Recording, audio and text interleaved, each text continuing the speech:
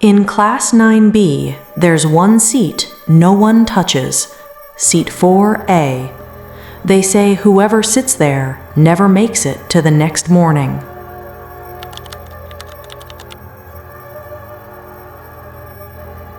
The rain poured endlessly outside. The hallway smelled like wet shoes and old books. Class 9B was almost full that morning, but one seat stayed empty, Seat 4A, in the corner near the window. The chair looked normal, but everyone kept their distance, as if an invisible wall was there. Even the teacher never called it out loud. No one talked about it openly, but new students always asked, "Why is no one sitting there?" Their voices were always met with silence or a quick, "Don't ask." The older students would just glance at the chair, then look away. The tension around it felt heavier than the air after a storm. It was Amira's seat 2 years ago. She was quiet, never caused trouble. One rainy day, she was last seen looking out that window during break. When class started again, she was gone. No one saw her leave.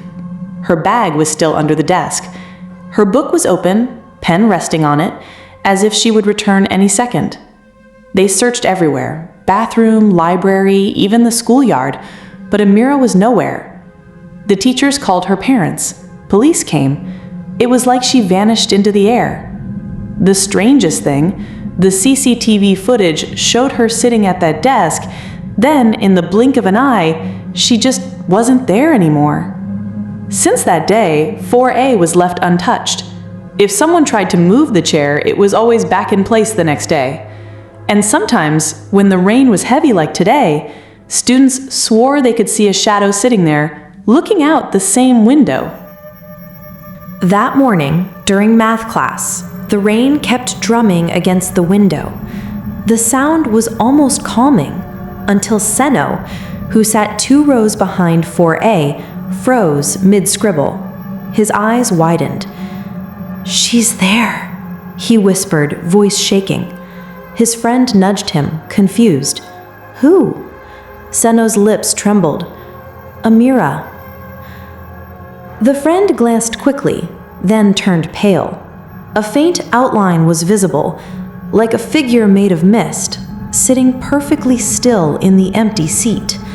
The shape leaned its head toward the window, just like the last time anyone saw her. Every blink made the outline sharper, until the curve of a face could be seen. The teacher's voice cracked as she tried to keep reading from the book. She didn't look at the chair, but her hands trembled.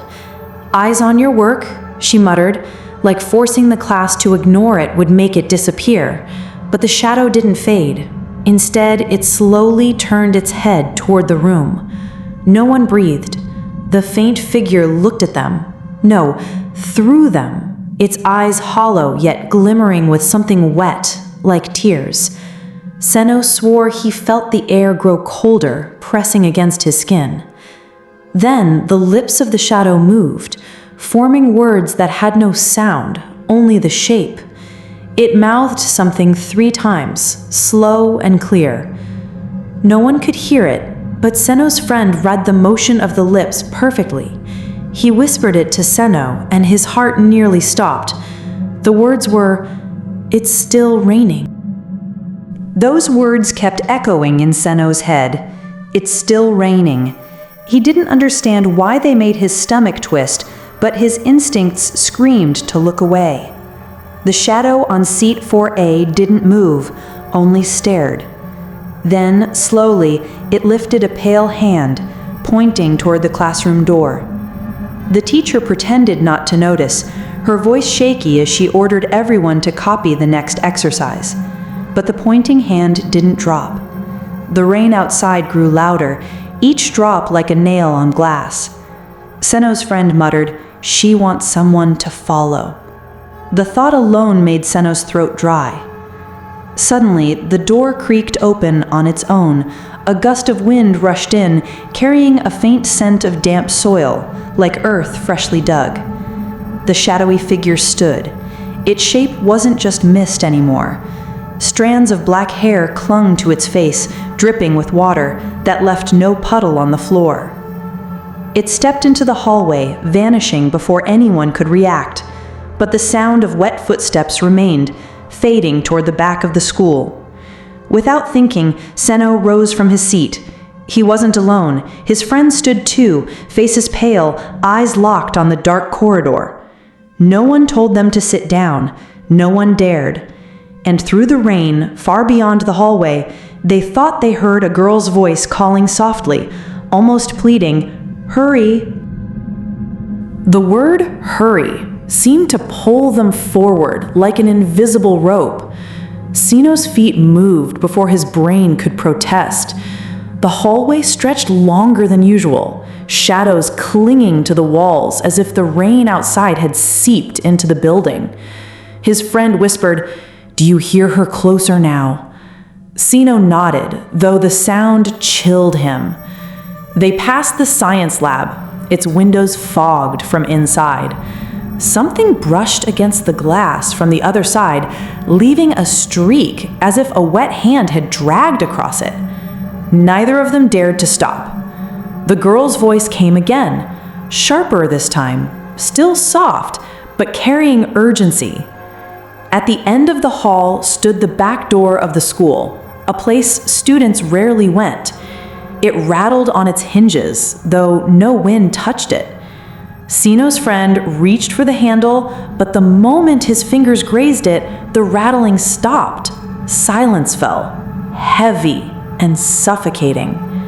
The door swung open on its own, revealing the schoolyard, now covered in a thin mist. The rain had stopped outside, but droplets still clung to the air, glittering faintly under the dim light. Standing in the middle of the yard was the figure from seat 4A, hair still wet, head tilted unnaturally to the side. She raised her hand again, pointing, not at them this time, but at the old storage shed in the far corner. The same voice whispered inside their heads, "Come before it's too late." The storage shed had always looked abandoned, its wood panels swollen from years of rain. Now, under the misty night, it felt like a mouth waiting to swallow them. Seno hesitated, his chest tight, but his friend whispered, "We've come this far." The girl still stood motionless in the yard, her finger fixed on the shed. Each step toward it made the mist thicker, colder, as if the air itself was warning them to turn back. Seno could feel moisture on his face, but it wasn't rain. It was warm, like someone's breath.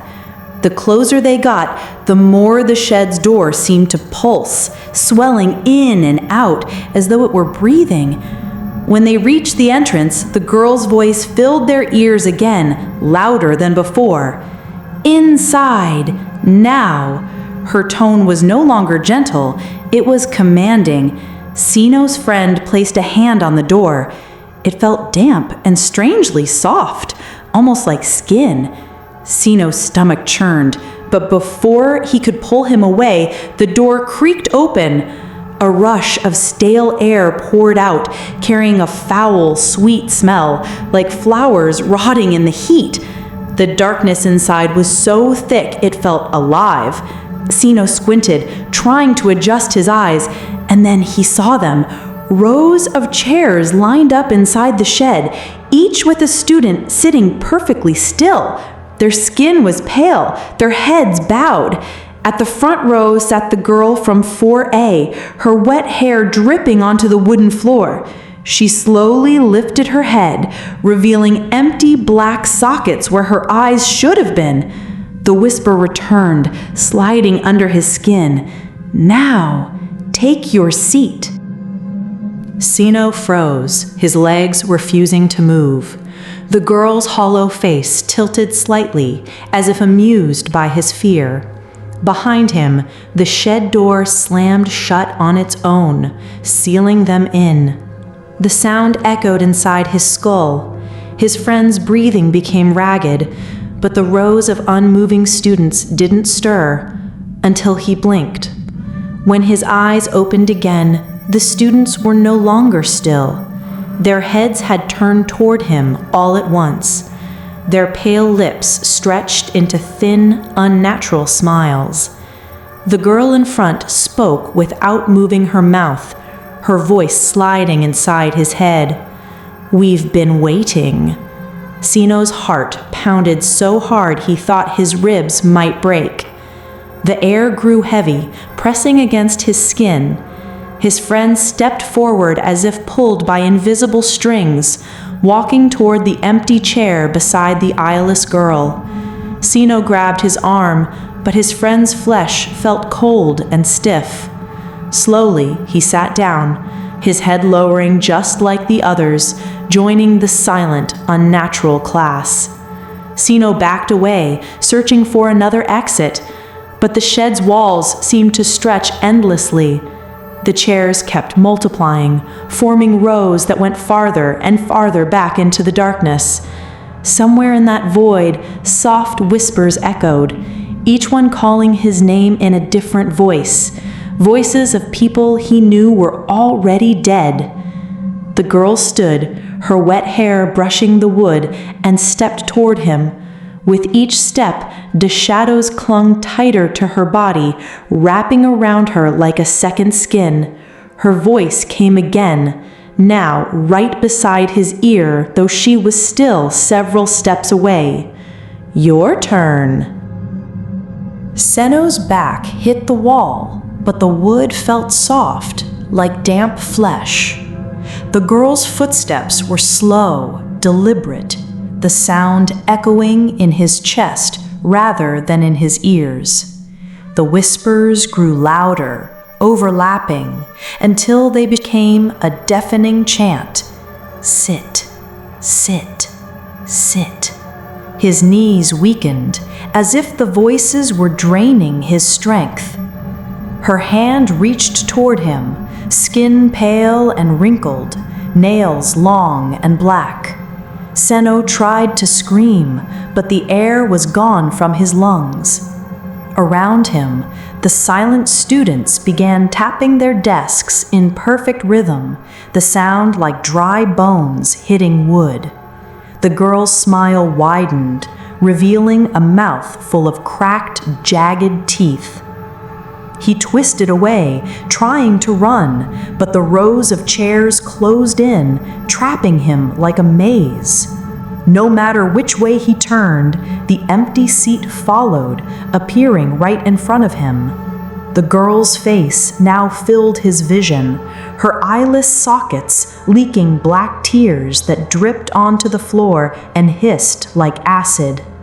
A sudden sound, a rusty school bell, rang out from deep within the shadows.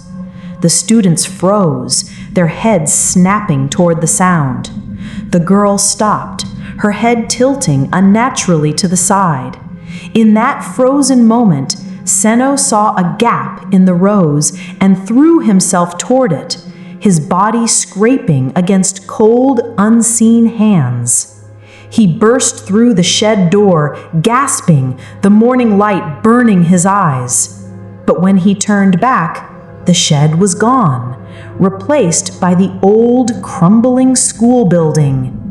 In the nearest window, he saw them, rows of pale faces, the eyeless girl at the center, still smiling, and behind him, the sound of the bell rang once more.